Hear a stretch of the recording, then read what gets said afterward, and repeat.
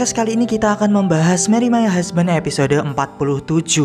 Nah, di kehidupan sebelumnya, Yo Ji Hyuk sedang berada di rumah duka Jiwon dan di situ ia melihat seseorang masuk. Orang tersebut adalah Yang Joran. Oh iya, buat kalian yang penasaran dengan versi translate bahasa Indonesia maupun bahasa yang lain, kalian bisa cek di channel YouTube sebelah dengan nama yang sama, yaitu Strawberry Pie. Episode terbaru yang akan ditayangkan segera malam ini dan kemungkinan paling lambat besok akan dirilis. So welcome buat kalian yang sudah membaca episode kali ini di aplikasi Never Webtoon ataupun Never Series versi novelnya. Kini kita akan mengulas apa saja yang terjadi di Marry My Husband episode kali ini. Nampak terlihat penampilan Yang Joran yang berbeda dengan kehidupan yang kita tahu saat ini. Di situ Yang Joran mencoba menyapa Yo Ji Hyuk. Di situ Yo Ji Hyuk terkejut melihat Yang Joran. Mereka berdua pun berdoa untuk Kang Jiwon. Di sini menariknya adalah Yang Joran sebenarnya sudah tahu kalau Yo Ji Hyuk itu punya perasaan sama Kang Jiwon. Di situ si Yang Joran berkata, "Sepertinya pada akhirnya Anda tidak bisa menyatakan perasaan Anda." Yang Joran mencoba membahas Jiwon karena ternyata Jiwon adalah orang yang baik asal dia ada yang memperhatikan. Namun di situ Yo Ji Hyuk masih menyesal dengan kematian Jiwon. "Mengapa aku tidak bisa melakukan apa-apa?" Begitulah yang dipikirkan Yo Ji Hyuk. Beberapa saat kemudian teman-teman SMA-nya Jiwon ini akhirnya datang di rumah dukanya Jiwon. Di situ mereka akhirnya menyadari bahwa Somin adalah dalang dari semua ini. Mereka baru menyadari kalau ternyata Sominlah yang jahat. Di situ mereka nggak percaya dengan berita yang mengatakan kalau teman yang bersama suaminya Jiwon itu ternyata adalah Somin. Mereka sangat menyesali untuk Jiwon. Tidak peduli seberapa mudanya Jiwon, mereka tetap teman SMA-nya Jiwon. Lalu di situ Yo Ji Hyuk melihat teman lamanya yang datang. Mereka memiliki ekspresi yang sama dengan Yo Ji Hyuk, penuh dengan rasa bersalah. Tapi mereka tulus berdoa untuk Kang Jiwon. Tiba-tiba Yo Hyun ini datang, yaitu adik dari Yo Ji Hyuk. Nah, Hyun di sini tidak menyangka kalau kakaknya ada di tempat dukanya Jiwon. Lalu adiknya Yo Ji Hyuk ini berkata kalau ia berterima kasih pada Kang Jiwon karena Jiwon selalu mengajarinya sejak dia menjadi pekerja kontrak. Itu membuktikan kalau Jiwon itu sebenarnya orang yang baik. Usai mendoakan Jiwon, di situ si Yo Hyun berpapasan dengan Baek Yoon Ho. Baek Yoon Ho itu kan cinta pandangan pertamanya Jiwon. Di situ Baek Yoon Ho mendoakan Jiwon dan berharap bisa melihat Jiwon di langit karena dia sangat merindukan Jiwon karena ia tidak ingin Jiwon itu kesepian. Setelah acara mendoakan di rumah dukanya Jiwon itu selesai, Yo Ji Hyuk pun pulang bersama sopir taksi. Di situ Yo Ji Hyuk menatap lautan. Sembari melihat laut di malam hari yang dingin, di situ Yo Ji Hyuk terus saja memikirkan Kang Jiwon.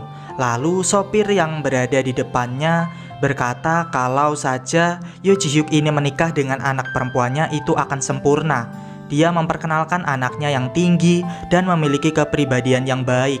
Dia belajar dengan baik dan mendapat pekerjaan di sebuah perusahaan besar. Lalu sopir pun bertanya, "Aku ingin menanyakan sesuatu. Apa yang akan kau lakukan jika kau terlahir kembali?" Di situ Yo Ji Hyuk berkata kalau dia akan memberikan hatinya pada wanita yang dia cintai. Mendengar hal itu, sopir memujinya. Setelah mereka sampai tujuan, Yo Ji Hyuk memberikan uang dan tidak memerlukan kembalian. Sopir pun melihat uang kertas yang ia pegang dari Yo Ji Hyuk. Ternyata uang kertas itu adalah uang yang diberikan sopir kepada Jiwon di episode 1. Coba kalian cek deh, di situ Jiwon diberikan uang kertas kan. Ternyata uang kertas itu miliknya Yo Ji Hyuk yang sudah digambar dengan hati oleh Yo Ji Hyuk yang terinspirasi dengan Yo Hyun. Itu merepresentasikan hati Yo Ji Hyuk yang hidup udah gak berharga lagi gitu. Akhirnya Yo Ji Hyuk memutuskan untuk bunuh diri dengan tenggelam di laut. Sembari berkata, "Kurasa aku harus membiarkanmu pergi karena tidak ada gunanya melanjutkan hidup dengan penyesalan. Jika ada kehidupan selanjutnya, aku ingin melihatmu bahagia. Apakah langit memberiku kesempatan?"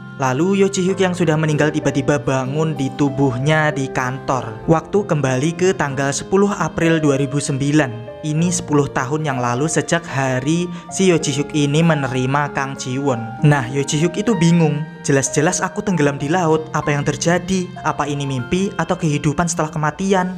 Tiba-tiba Yo Ji-hyuk ini mendengar suara Kang Ji-won. Lepaskan aku, jangan bicara padaku. Nah, begitulah yang didengar Yo Ji-hyuk. Di situ Yo Ji-hyuk kaget langsung memanggil Kang Ji-won. Ji-won. Nah, disitulah Yo Ji-hyuk mengira kalau ini adalah mimpi karena ternyata Kang Ji-won itu berdiri tepat di depannya. Mendengar Yo Ji-hyuk memanggilnya membuat Ji-won ini kebingungan. Sementara itu Yo Ji-hyuk yang baru sadar takut kalau mimpi ini akan hancur. Bahkan saat dia itu bertemu lagi, dia tidak bisa melihat wajahnya dengan benar gitu. Meskipun perilaku dan cara bicaranya Yo Ji-hyuk itu tetap sama seperti saat dia masih hidup. Disinilah keputusan Yo Ji-hyuk sudah jelas. Sekali lagi dalam kehidupan yang diberikan ini, Yo Ji-hyuk ingin mencegah kemalangan yang akan menimpa Kang Ji-won. Dan dia pengen banget bisa melihat senyum cerah itu sekali lagi. Aku akan melindungi Kang Ji-won di kehidupan ini. Aku menulis surat ini dengan tekad itu, ucap Yo Ji-hyuk. Nah, disitulah Ji-won menangis dan berkata, Kau juga kembali. Kau kembali untuk menyelamatkanku, ucap Ji-won yang membaca surat tersebut. Lalu Ji-won pun mencari Pang. Di situ Pang mengelus-elus kaki Kang Ji-won. Lalu Ji-won pun memeluk Pang sembari berkata, Ternyata itu sebabnya kau begitu cantik. Dia memeliharamu sendiri, jadi cantik dan sehat. Yo Ji-hyuk, jika selama ini kau melindungiku. Dan di sini Ji-won teringat dengan Yo Ji-hyuk yang berada di rumah sakit sedang terbaring koma selama berminggu-minggu. Disitulah Ji-won berlari ke rumah sakit dan berkata, kalau sekarang dia ingin melindungi Yo Ji-hyuk. Ada banyak hal yang belum dikatakan Ji-won pada Yo Ji-hyuk. Ada banyak hal yang ingin dia lakukan bersama.